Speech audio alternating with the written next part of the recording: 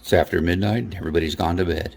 It's time for some midnight ops. Okay, so I'm going to show the build from our Real Arcade Super Jolt gun. This build is what I'm calling my Mark II. You can see the disassembly of the Mark I version in a previous video. This build is a little different, and I haven't seen anyone do it like this before. The Arduino and the circuit for the recoil is going to be outside of the gun chassis. A little background on this. When I first got my Johnny Nero Action Hero cabinet, on the slide-out drawer, there was the main PCB, the hard drive, a power supply, and a recoil circuit. So this is my first introduction to the way these systems are organized. Now, everybody else I've seen build these builds them to be portable with all the components in the gun chassis.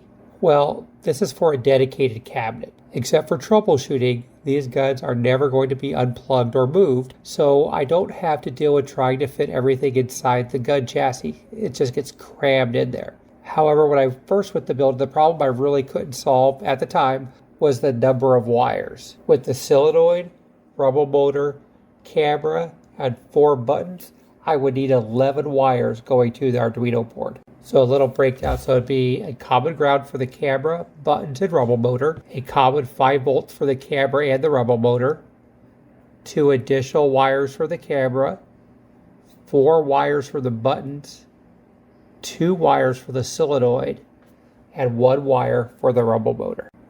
So like I said, that was 11 wires in total. So I wasn't able to get those in a compact form. I couldn't find a single cable that had that. So that was the reason why I built my first gun of the classic system. But when I started having troubles with the first gun, I knew I needed to rebuild it because I had fried the Arduino board. I started thinking about my original idea. Now that I had some experience with the system and the way that I intended to be used as a dedicated system, not being moved, and other things, I decided that I didn't really need the rumble motor. I didn't really add anything to it. So that wire could be nixed. I also realized that if I wanted to use the pedal button, which I haven't connected that so far anyway, I didn't need to run it through the gun. I could just run it directly through the board so I could nix that wire as well. That left me with 9 wires, which is still a lot. Then, out of curiosity, I looked at the original cable that the Jolt guns came with. It had 10 wires. Boom, problem solved. So this is a look at my Mark II build. I don't really consider this a tutorial, more of a walkthrough. Arcade Pirate did a great tutorial on building the recoil circuit, and actually his tutorials on other things are really good as well. If you're looking for a tutorial on that, I recommend taking a look at the links I'll put below. And as you watch this, remember, I'm just a hobbyist. I just do this occasionally. Everything I do is self-taught, so be kind.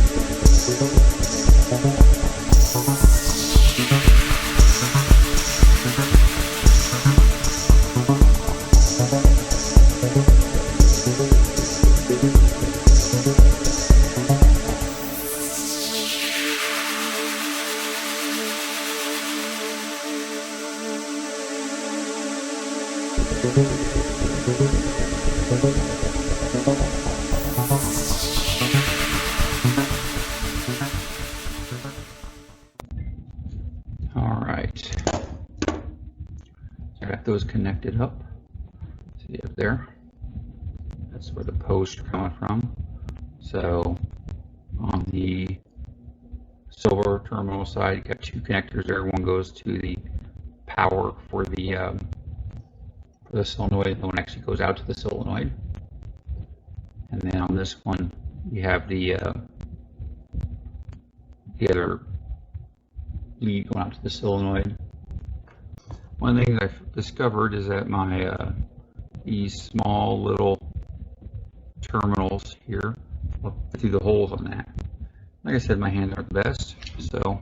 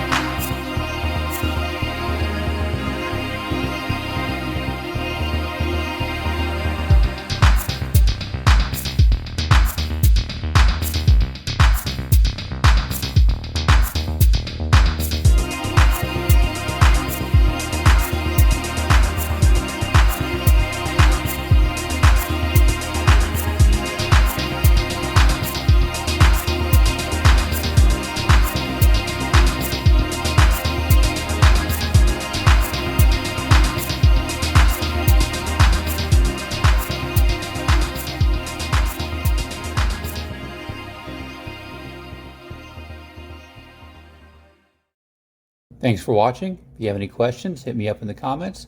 Otherwise, see you on the next Midnight Ops.